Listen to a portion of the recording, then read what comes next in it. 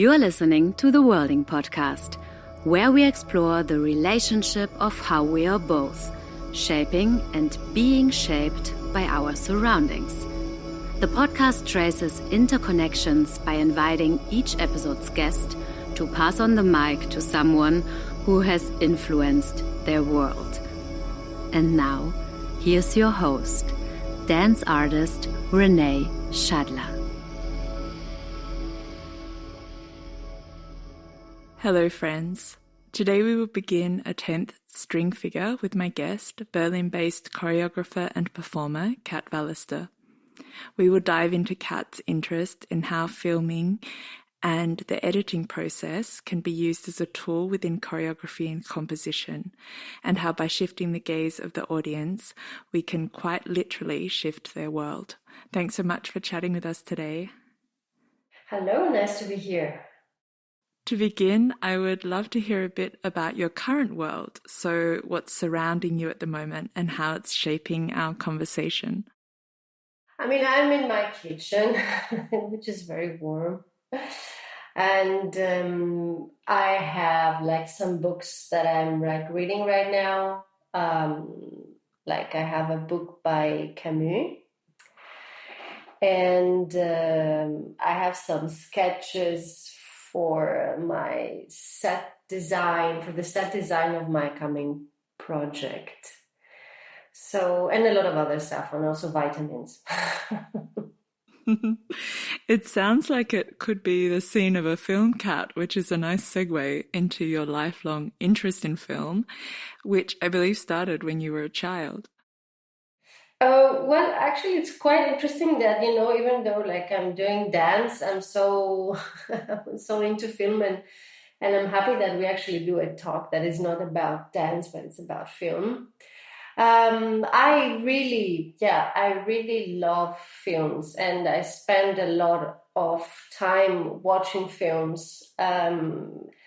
And I wouldn't say that it's that I started to basically watch film when I understood what film is. So this didn't start exactly when I was a child, but for sure the relation that I have with image is somehow very much connected to my childhood. So I was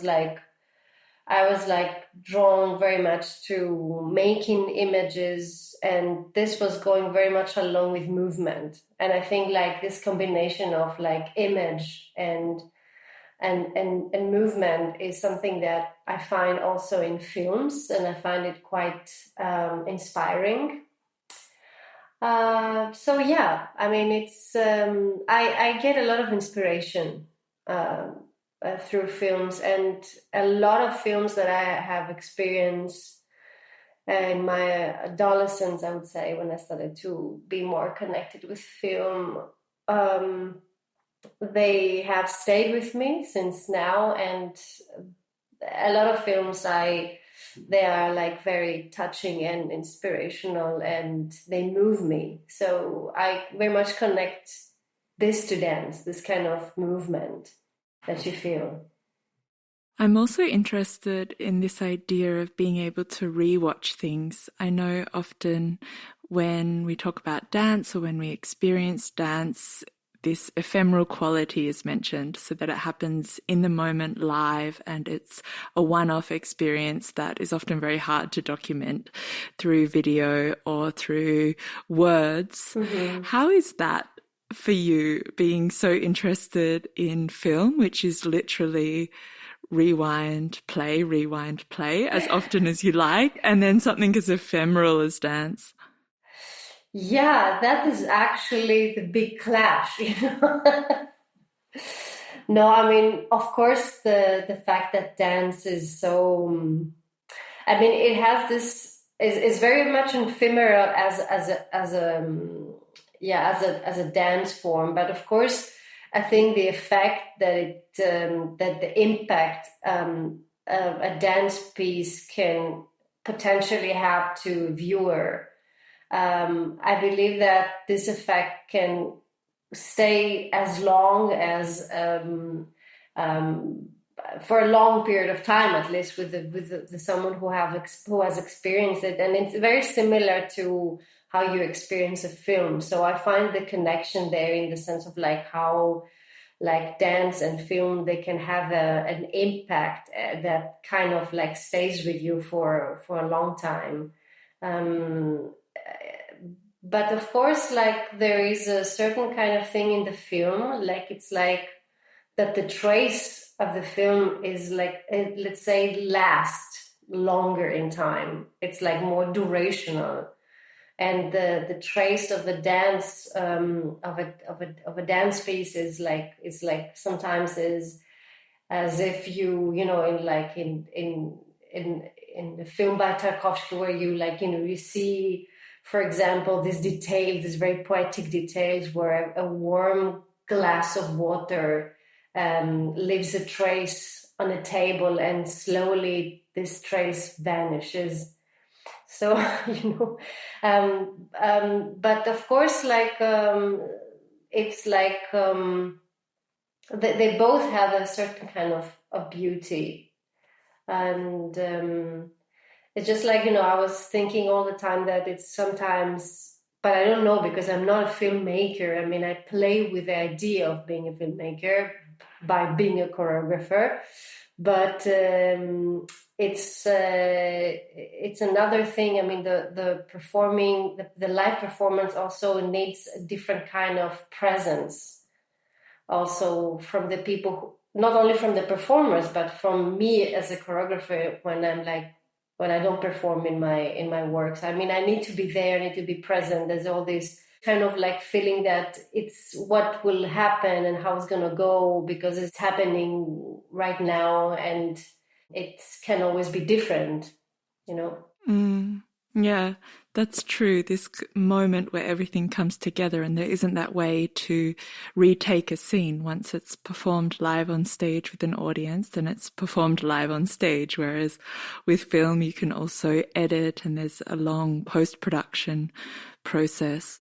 Yeah, and it's something different, because like, of course, there's a more like, I guess, a process where you make a film. I mean, I make small things with film, but for sure the process is anyway different because there's more like a work behind that. It takes a lot of time, but when it's out there, it's just out there and it doesn't change. I mean, with performing the live performance, everything is very they're happening at the same time, and very in the present tense.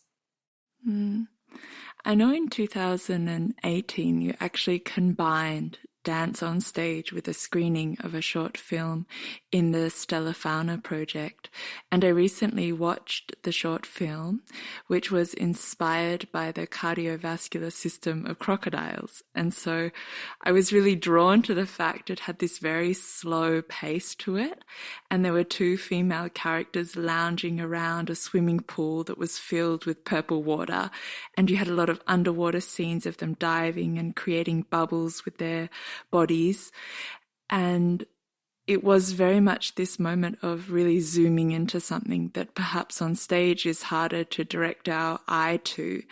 How was it with them both being presented side by side? So really having this concentrated film screening and then a live performance on stage. Was the difference even more palpable between the two? I mean, first of all, in Stellar Fauna, what we did is that we had two active spaces. So there was like one space on stage, and then there was the film where the performance was taking place, and then the film was taking place in another space, and then the groups were divided, and they would. Then there was like a group that would experience the film first, and then a group that would experience the performance first, and then they would change, So I think that in relation to Stellar Fauna, I think the film was giving information to the performance that it was enriching the experience of the performance. And I think the other way around was happening also when you would see the performance first and the film after.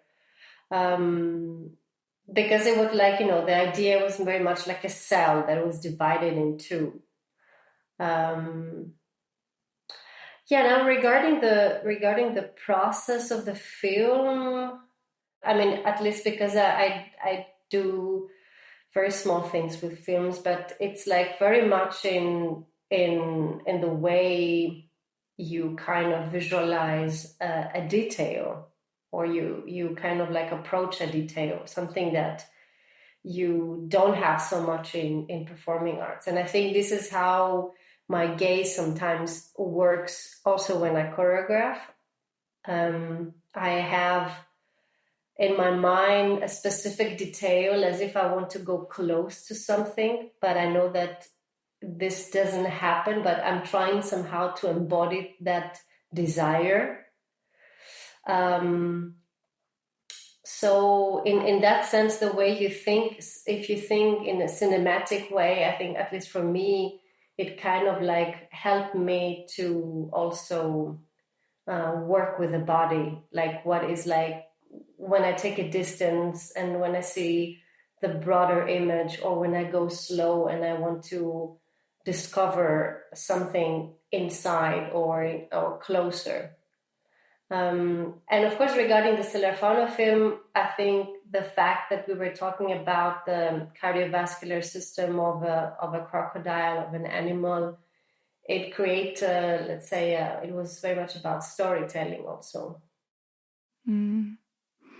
Also in the film, there was this moment of a water droplet that took over the screen in a transition between two different locations. And then there were also moments of watching the rippling surface of the purple water.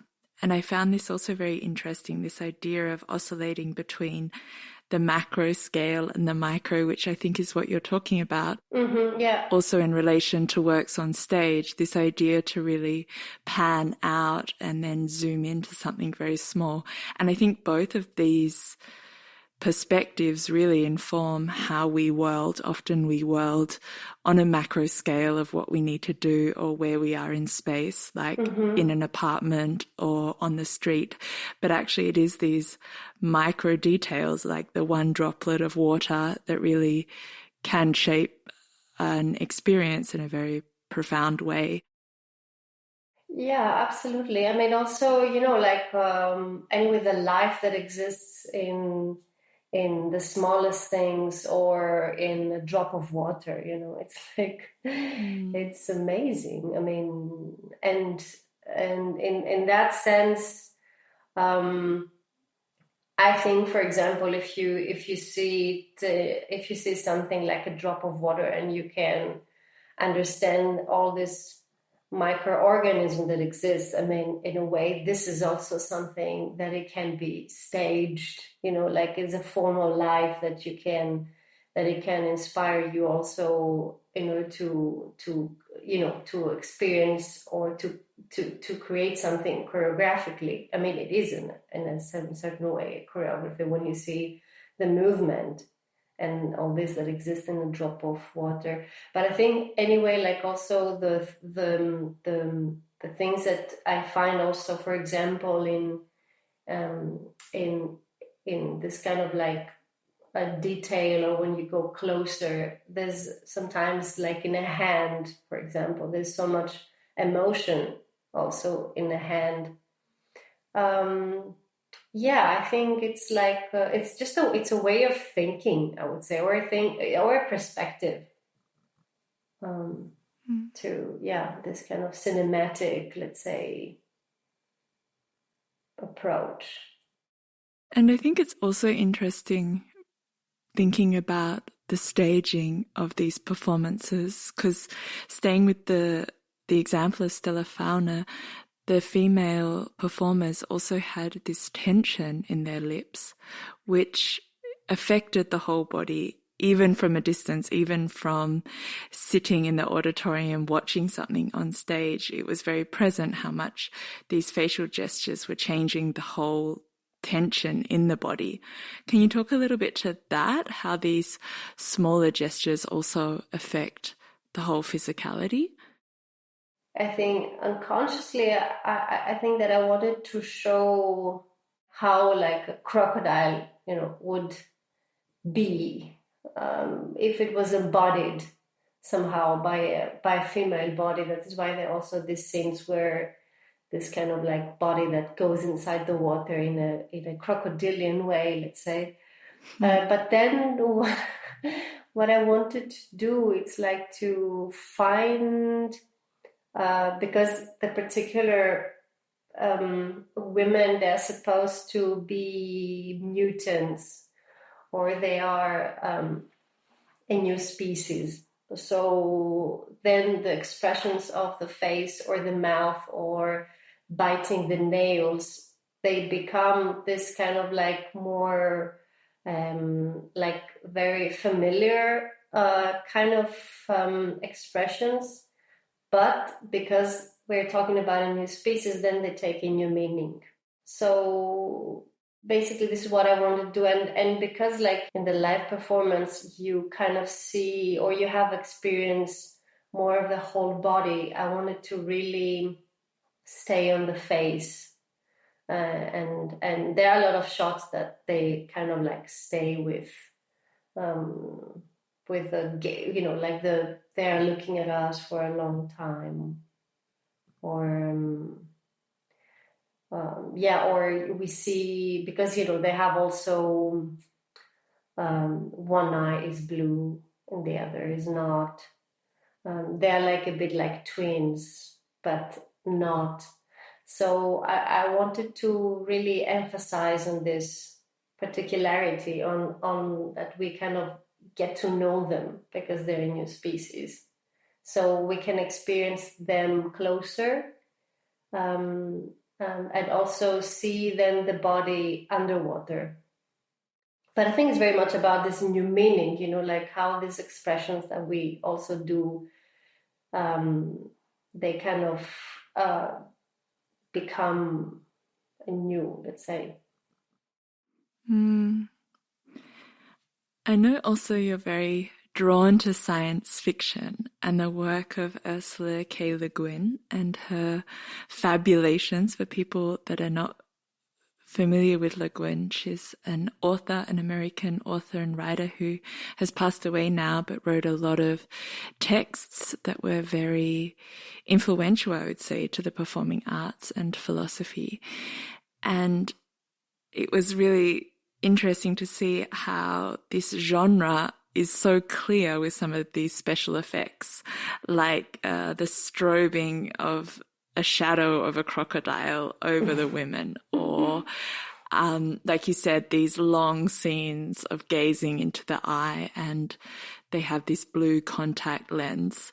Like these tropes are so recognizable, but so enjoyable also to put us into the future, or to put us something, to put us in a place that isn't now. I think science fiction comes a little bit more as it took me quite a while to basically realize that there is something in my work that I could even say that it has some kind of connection with science fiction, because sometimes I'm just like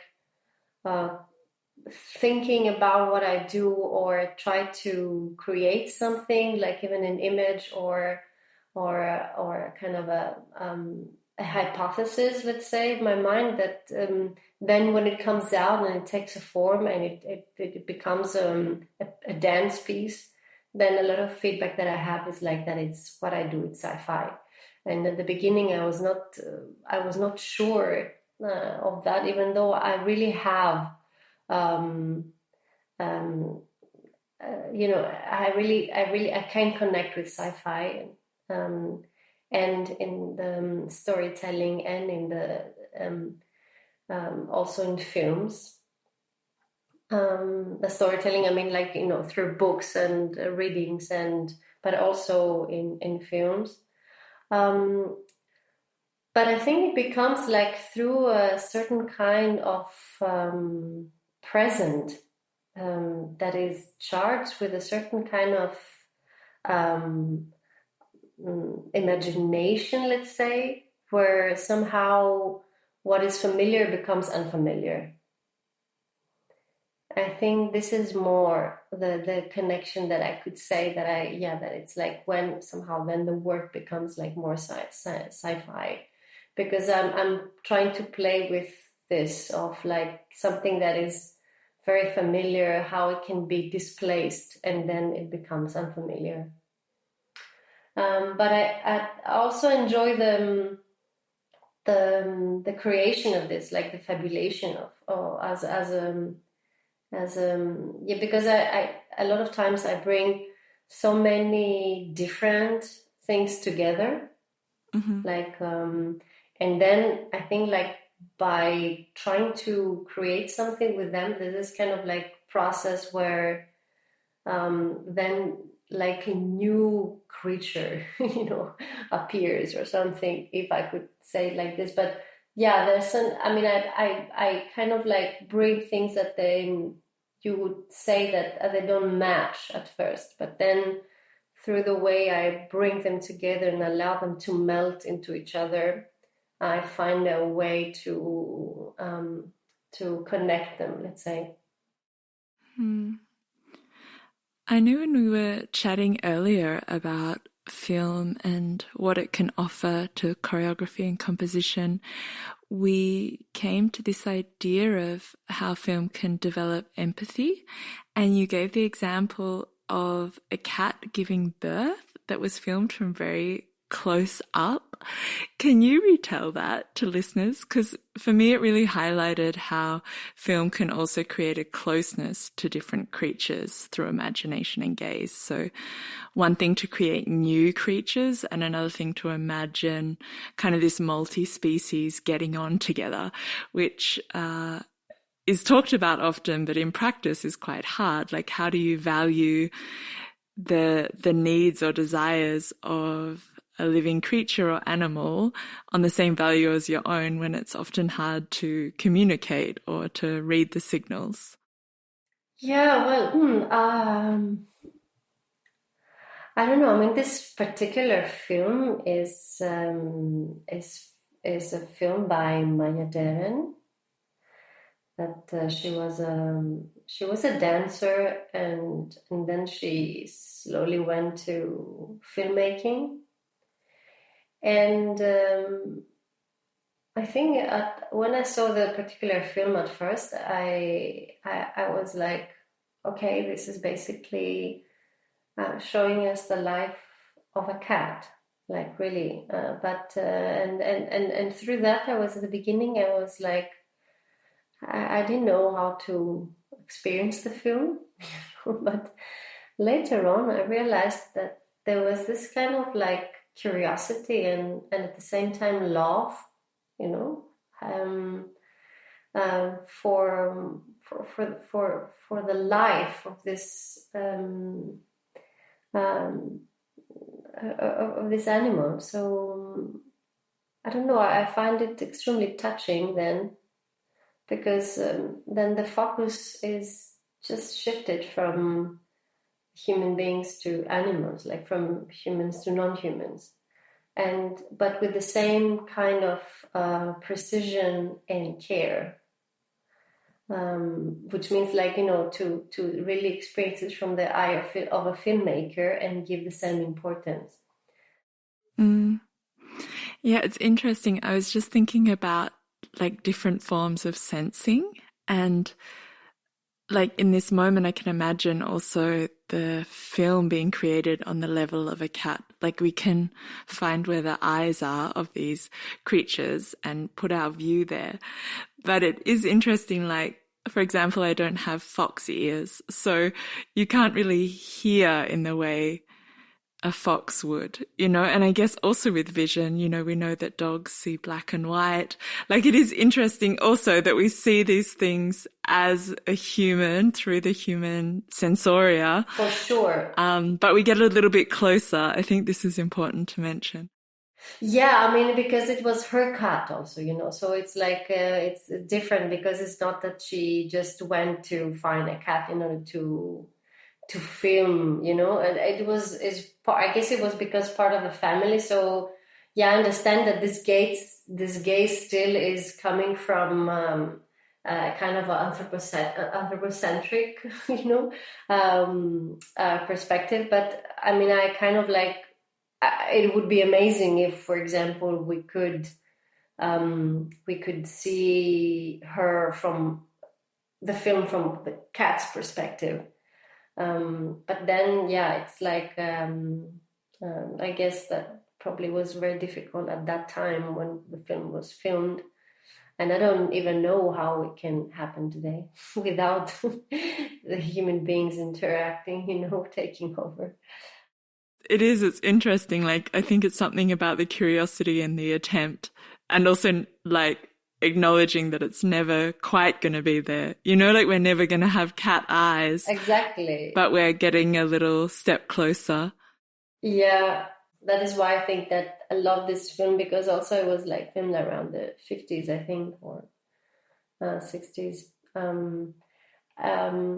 Because it has this tenderness, and because, it's like, also because she gives birth, so she's the mother. So I don't know. I mean, I found it it was quite touching in the sense that, it was their part of the family, let's say. But yeah, I mean, there is the importance of course, of like understanding your position in that sense, and have I respect, let's say, for that. That the cat cannot. That it would be amazing if the cat could take over and and be like part of it. That's true. In a much more active way, let's say. During this conversation, we've chatted about how cinematic tools can be used really in world making. And I wonder if there's a way that listeners and myself could experience your research through our bodies, wherever we are now, whether we're listening on a train or at home. Is there a way that you could guide us through this research? Yeah, I mean, the cinematic approach, of course, in a way, is all the things that I try to talk about, in the sense of like, yeah, how you can think about an image, or think about what it means to the micro or the macro in the choreographic process, even the editing that we talked about, like how the editing can create a certain kind of rhythm when you just put scenes together, and then you try to connect them through, because it's not just how you create the parts of a film, but it's also what connects through, what is the internal connection of the movement inside these frames. But then there is very much about like what kind of like feeling you have about time, and about living in time, and what it means to be inside a space, and what it means to see yourself, like experiencing the space and experiencing the time. So it's a little bit sometimes as if you are like having this is like a transformative experience, like it's very like what it means to have let's say like a position where you can imagine yourself, or you can see yourself, or you can see people, and then somehow like experience them as if you're in a film.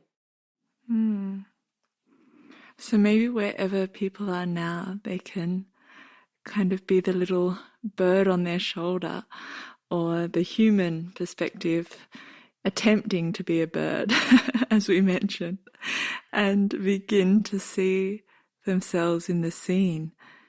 Yeah, exactly. I mean, it's in a certain kind of awareness. I mean, if you kind of like don't only see things from the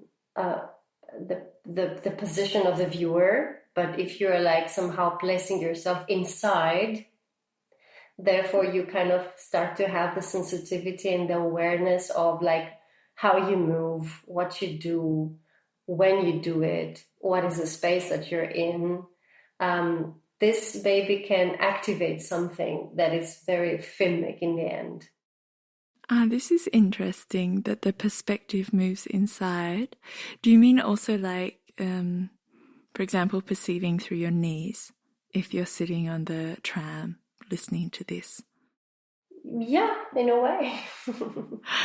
I'm trying to perceive through my feet as I speak with you. It's very interesting.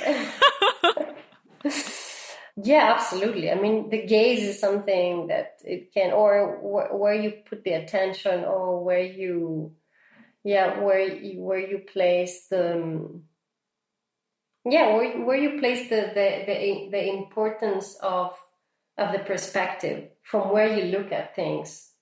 I think it's kind of interesting also, and choreographically, I think it kind of opens up, let's say, something. At least it does to me. And that is why, like even for example, I mean, I'm talking now, I'm going to talk a little bit about something else, like about, for example, eyelash. When we filmed eyelash, and we tried to somehow, like, we knew that we had a theater that we were, so we had a certain kind of frontality. When the piece is played, it has this frontality. But then when we wanted to film it, we decided to not have this frontality. So every time you would have a different way of that you would experience a scene, for example. So that kind of like created another perspective inside the theater, where you don't have a frontality anymore. And I think, like if you kind of like activate this already in choreography, it gives you a lot of information about how you can place yourself, and or where you can place an arm, and if this becomes a center of your awareness, or if the arm becomes it has an awareness. It's a bit absurd. Eyelash, also for listeners that aren't familiar, is a solo work that Kat premiered this year, which was also a dance film. So from my understanding, it was a performance and like very well documented with screenings also of the actual work as a film rather than presented as dance documentation. Yeah, we tried to do this, like try to make a film and not just a simple documentation. It happened also during the years of the year of the lockdown, so that is why also we wanted to film it. This perspective, and I think this also kind of like sometimes where you kind of like how you play with this. I think it's also something that is very transformative in at least from my experience, and it activates a lot the imagination, which I think, at least for me, it's quite important in my work.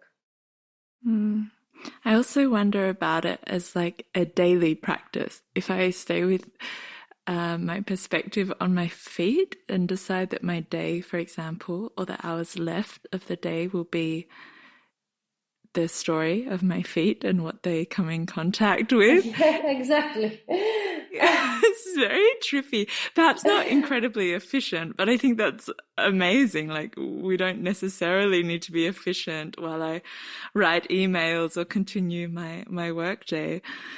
It's quite playful, actually. Yeah, exactly. I mean, you spend a day where basically your feet are you. And you are your feet. Nice.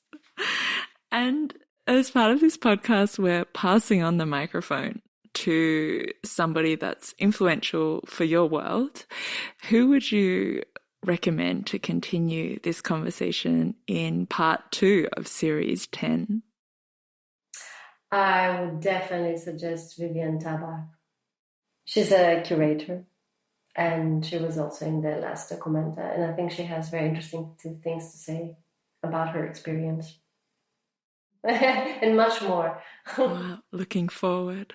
Yes. Thank you so much. I believe she also has a cat, so perhaps her cat could also say hello. Yeah, she has 2. Maybe it's also interesting that the 2 cats are also invited so that you can talk with them as well. That sounds wonderful.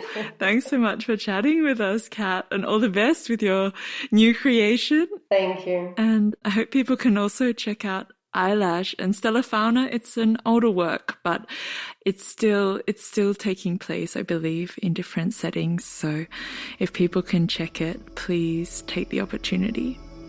Yeah, thank you. It was really a pleasure.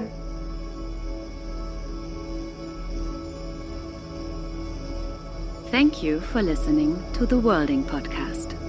Gefördert durch die Beauftragte der Bundesregierung für Kultur und Medien im Programm NEUSTART Kultur. Hilfsprogramm des Tanzen des Dachverband Tanz Deutschland.